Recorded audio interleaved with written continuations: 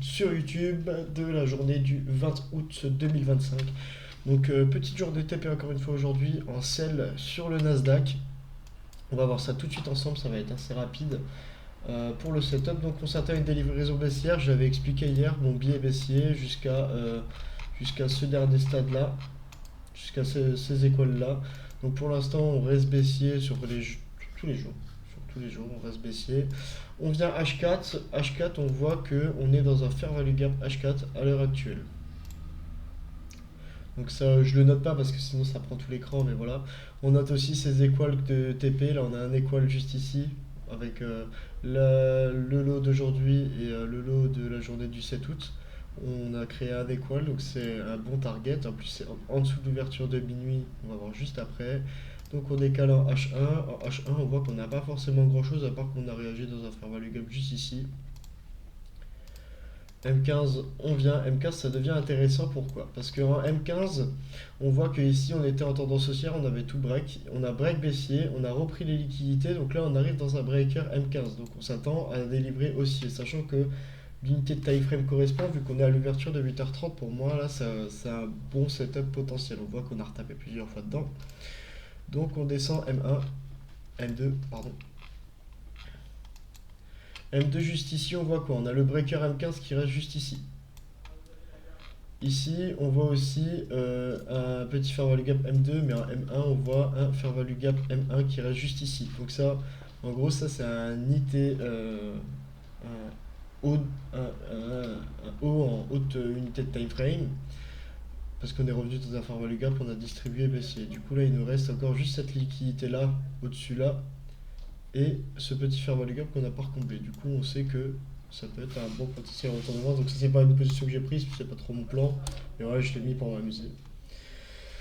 Et ensuite, du coup, on vient en 2 minutes.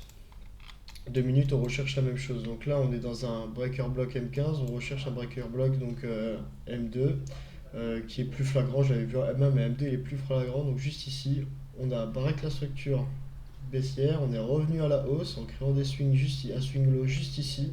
En reprenant toutes ces liquidités, on a shift la marque de structure. En M1, on la shift ici et en M2, on la shift juste ici. Ok, et là du coup on a encore notre zone de breaker qui est juste là, potentiel breaker M2, c'est absolument pas ça, c'est celui-là. Voilà. Donc celui-là, donc là on voit qu'on revient encore une fois dedans. On va voir si on vient le casser ou pas. Et juste ici du coup on a notre breaker. Là on a shift la market, fair value gap. Ici moi je mets mon lot avec un SL placé juste au-dessus ici. Et ensuite, je viens prendre, targeter mon plus bas. Donc là, j'ai targeté en gros 1 pour 3 parce que du coup, vu que je risque 1%, et ben, je suis obligé, on va dire, de faire ça. Donc là, si j'aurais targeté moins, je me serais fait BE juste ici. Mais en gros, mon objectif, moi, il était initialement ici. Et donc, du coup, ici, on voit que, voilà, je suis rentré en position juste ici. Je suis ressorti à 1 pour 3 et en même temps, on avait la clôture, on avait un fair value gap M2, c'était une belle sortie aussi. Juste ici, un fair value gap M2. Enfin, début de fair value gap M2 juste ici. Donc voilà, c'était aussi une belle sortie, plus un 1 pour 3 comme je voulais. Donc c'est pas mal, ça a permis de faire une journée de TP aujourd'hui, donc je suis assez content. Voilà, c'est tout pour aujourd'hui. On repart sur une semaine pas mal.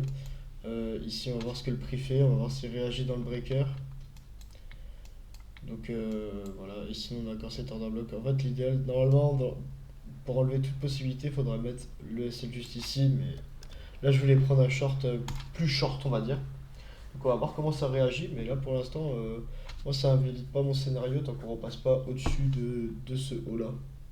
Et là si on repasse au-dessus de ce haut là, bah voilà, on a repassé au-dessus du breaker, c'est pas grave, il peut y avoir de la volatilité. Mais voilà. Bah, du coup vous le verrez, vous pourrez aller voir sur le graphique si je me serais fait. Bah, dans tous les cas je me serais fait BE. Mais est-ce que j'avais raison sur mon billet baissier ou pas du tout? Est-ce que c'était là le retournement ou pas du tout? Voilà. Ça, vous pourrez aller voir, vous pourrez aller guetter par vous-même.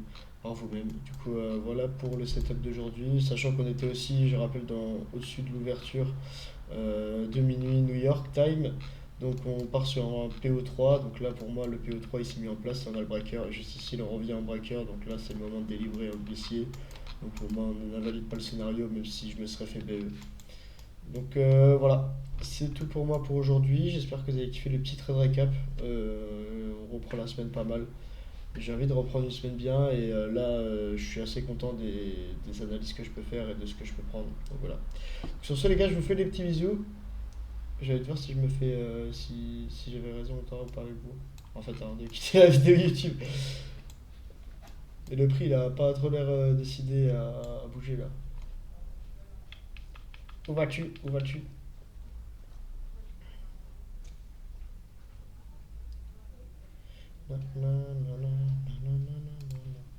Après si on descend en plus petite unité de time frame, là on voit ici que pareil on refait le même setup, mais en gros l'idéal ça serait qu'on reprenne ces hauts et après qu'on revienne reshift la market structure, faire rally gap en M5 et là on serait de nouveau parfait. Bon ouais voilà, sur ce les gars je vais vous laisser ici, vous pourrez aller voir sur vos graphiques si j'avais raison, si j'avais tort, voilà. Donc je vous fais des bisous, on se voit pour le prochain trade recap et sur ce, bye bye.